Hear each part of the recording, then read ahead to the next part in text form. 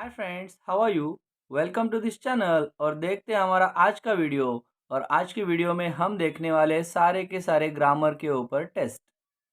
तो ये स्पेशली बनाई गई है 10th इंग्लिश मीडियम के लिए, लेकिन कोई भी बच्चा अपना ग्रामर चेक करने के लिए इसे देख सकता है। सो यहाँ पे पूछे जाएंगे टोटल 25 क्वेश्चंस, जिससे ऑप्शन भी दिए जाएंगे। तो देखते हैं क्या आपको 25 आउट ऑफ 25 मिलते हैं। Let's see.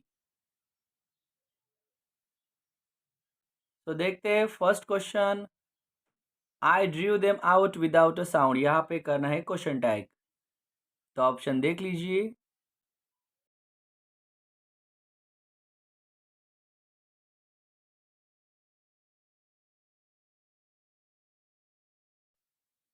तो बच्चों यहाँ पे करेक्ट ऑप्शन आएगा डिडंट आए, क्योंकि यहाँ पे एक भी ऑक्सिलरी वर्ब नहीं था और ये जो ड्रू था ये पास्ट फॉर्म में था। देखते हैं सेकंड वन। तो यहाँ पे दिया गया एक सेंटेंस, तो उसका हमें टाइप ढूंढना है। तो लेट्स वर्क टुगेदर।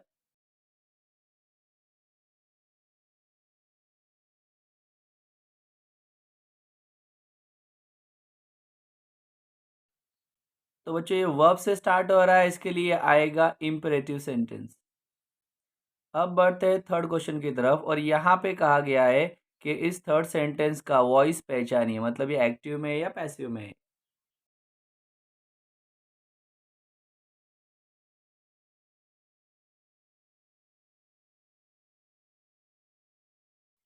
तो हाँ, ये पैसिव में है, क्योंकि ये सिंपल पास्ट टेंस पैसिव का फॉर्मूला है।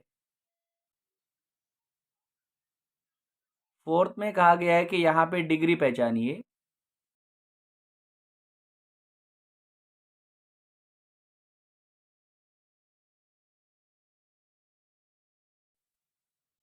तो यहाँ पे हम देख सकते हैं जो ग्रेटेस्ट वर्ड है वो सुपरलेटिव डिग्री में आता है। फिफ्थ में पूछा गया है कि इसमें मॉडल ऑक्सिलरी वर्ब पहले ढूंढिए और वो क्या दर्शाता है बताइए।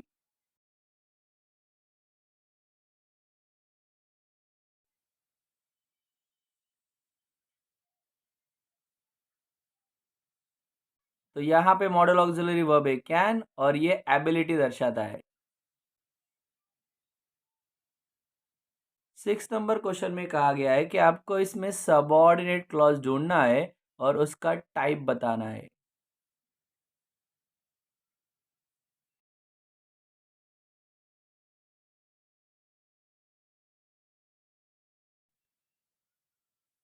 तो जहाँ से सबऑर्डिनेटर आता है वहीं से रहता है सबऑर्डिनेट क्लॉज, तो दैट सबऑर्डिनेटर है। इसके लिए यहाँ से पूरा का पूरा सेंटेंस आएगा सबऑर्डिनेट क्लॉज। और मेन क्लॉज यहाँ पे बचा है आई थिंक। तो अगर इसे आप व्हाट से सवाल करते हो, व्हाट आई थिंक, तो आपको आंसर मिल जाता है। तो इसके लिए बच्चों ये आएगा नाउन क्लॉज। तो कभी भी अगर नाउन क्लॉज ढूंढना है तो मेन क्लॉज को व्हाट से सवाल करो।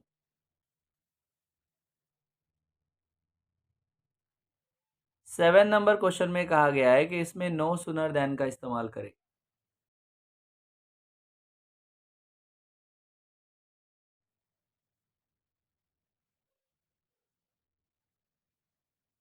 तो ये बहुत आसान है। एज सुन एज हट जाता है, उसकी जगह लेता है नो सुनर। जो सपोर्टिंग वर्ब है वो नो सुनर के बाद चिपक के आएगा, और फिर द बिल पास्ट वैसा का वैसा रह जाएगा।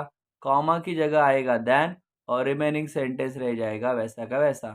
तो यहाँ पे थर्ड ऑप्शन लग रहा है correct. No sooner is the bill pass than it will become an act. 8 number question में पूछा गया है कि इसमें प्रेजेंट पार्टिसिपल ढूंढ के निकालिए।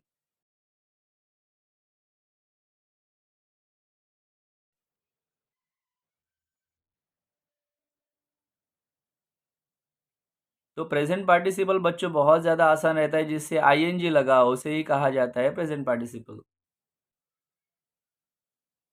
नाइन्थ में कहा गया है कि जो अंडरलाइन पार्ट है उसके ऊपर हमें बनाना है WH question.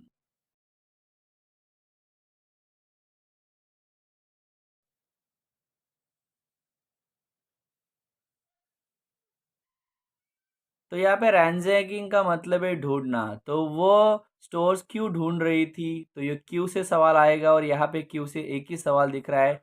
Y was she ransacking the stores. तो जिम के प्रेजेंट के लिए ये सब कुछ चल रहा था। 10th में पूछा गया है कि नीचे चारों नाउन में से आपको कॉन्क्रीट नाउन पहचानना है।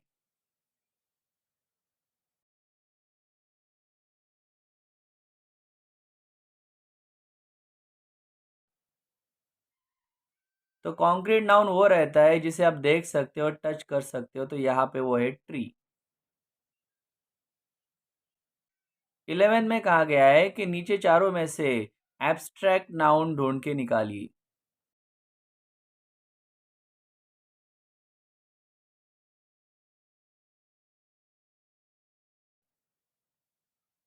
तो एब्स्ट्रैक्ट नाउन वो रहता है ना तो उसे आप देख सकते हो ना तो उसे आप टच कर सकते हो, तो इसके लिए आंसर आएगा विजडम। 12th में कहा गया है जो अंडरलाइन वर्ब है वो ट्रांजिटिव है या नहीं है, ये बताना है।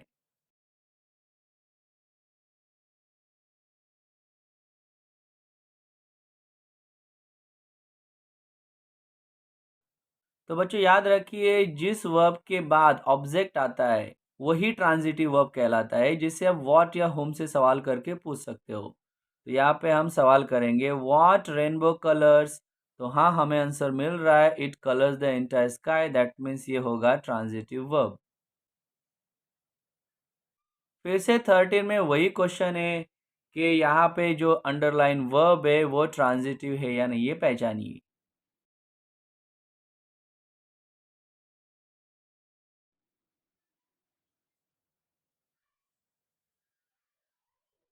तो मैंने अभी आपको बताया व्हाट या होम से सवाल करके देखिए, अगर आंसर मिलता है तो होगा ट्रांजिटिव या फिर होगा इनट्रांजिटिव। तो व्हाट इट विदर्स नहीं आएगा, होम इट विदर्स नहीं आएगा, तो ये सीधा बन जाएगा इनट्रांजिटिव।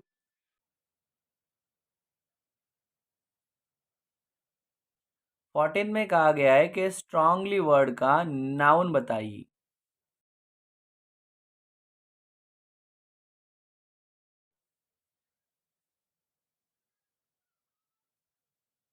तो यहाँ पे आंसर आएगा स्ट्रेंथ, क्योंकि स्ट्रांग है एडजेक्टिव, स्ट्रेंथन है वर्ब और स्ट्रांगेस्ट फिर से एडजेक्टिव है।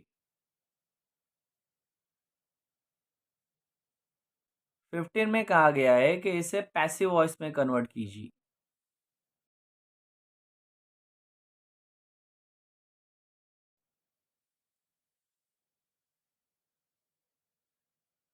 तो ये मॉडल ऑक्सिलरी वाला सेंटेंस है, तो इसमें बी और बाय एक्स्ट्रा आएगा और ऑब्जेक्ट बन जाएगा सब्जेक्ट, सब्जेक्ट बन जाएगा ऑब्जेक्ट।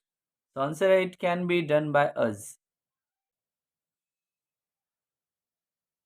वही 16 की बात करें तो यहाँ पे पैसिव वॉइस दिया है, तो इसका हमें करेक्ट एक्टिव वॉइस यहाँ पे ढूंढना है।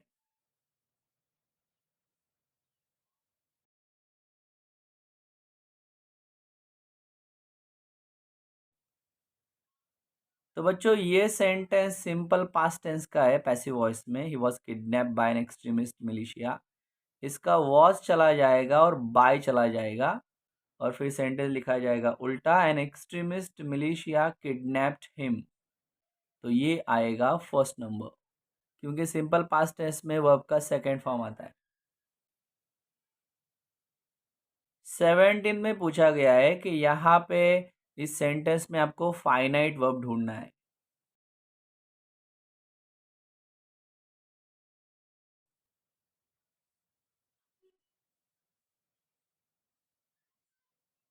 तो बच्चों जो सब्जेक्ट के बाजू में रहता है जिससे कोई टेंस बनता है उसे हम कहेंगे फाइनाइट वर्ब। तो यहाँ पे आंसर आएगा डिसाइडेड। वही 18 की बात करें तो यहाँ पे बदलना है इसका टेंस, और ये टेंस बदलना है प्रेजेंट परफेक्ट कंटिन्यूअस टेंस में।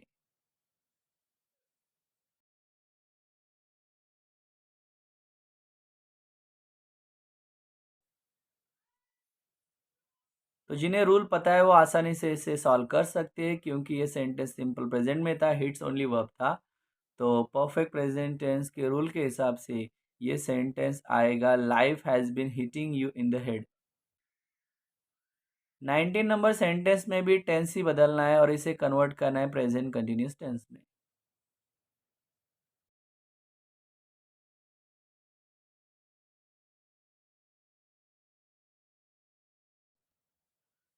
तो यहाँ पे एक ही वर्ब था, सिंपल पास्ट में स्टार्टेड। तो प्रेजेंट कंटिन्यूस की रूल को अगर देखोगे तो उस हिसाब से ये थर्ड वन करेक्ट है, I am starting a company. 20 में यहाँ पे टेंस बदलना नहीं, लेकिन आइडेंटिफाई करना है।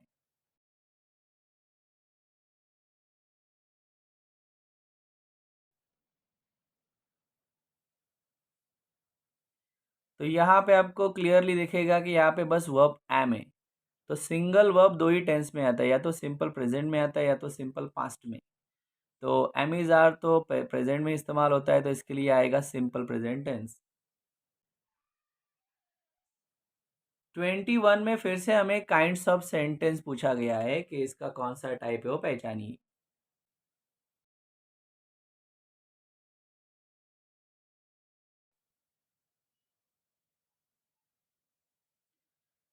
तो ये कील वर्ब से स्टार्ट हो रहा है, इसके लिए इम्परेटिव सेंटेंस है, नेगेटिव कमांड।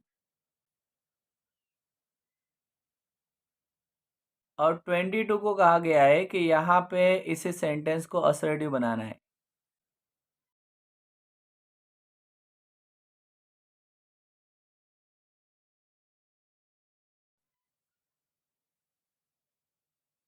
तो यहाँ पे ये सेंटेंस एक्सक्लामेटरी है, तो असर्टिव के लिए हमें सब्जेक्ट पहला लेना पड़ता है और एंडिंग में आता है फुल स्टॉप।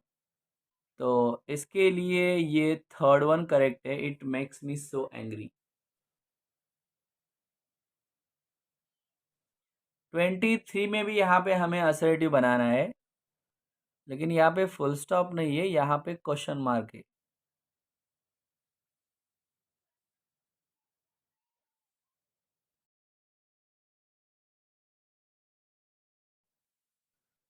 तो जब किसी क्वेश्चन को हम नॉर्मल सेंटेंस बनाते हैं, असर्टिव बनाते हैं, तो उसका मीनिंग वही हमें रखना चाहिए। तो सवाल था, आप जल्दी क्यों नहीं आए? तो इसका असर्टिव इस तरह आएगा, ये सब्जेक्ट से स्टार्ट होगा, you should have come earlier. बाकी भी असर्टिव ही है, लेकिन वो उसकी मीनिंग को मैच नहीं करते। सेकेंड लास्ट आज का हमारा क्वेश्चन, और इसे हमें कंपैरेटिव डिग्री में कन्वर्ट करना है।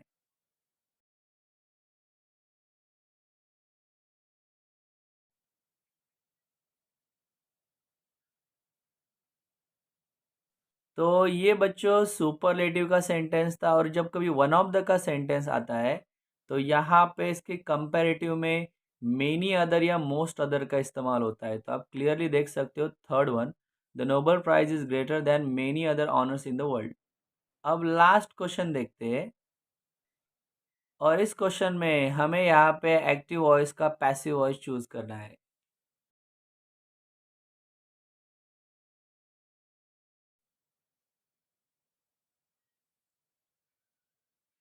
तो ये फिर से मॉडल ऑक्सिलरी वाला सेंटेंस आया है, तो जब कभी मॉडल ऑक्सिलरी वाला सेंटेंस आएगा तो आप समझ लेना उसमें बी और बाय ऐड होता है, और सब्जेक्ट की जगह लेता है ऑब्जेक्ट, ऑब्जेक्ट की जगह लेता है सब्जेक्ट। तो child friendly policies must be made by governments.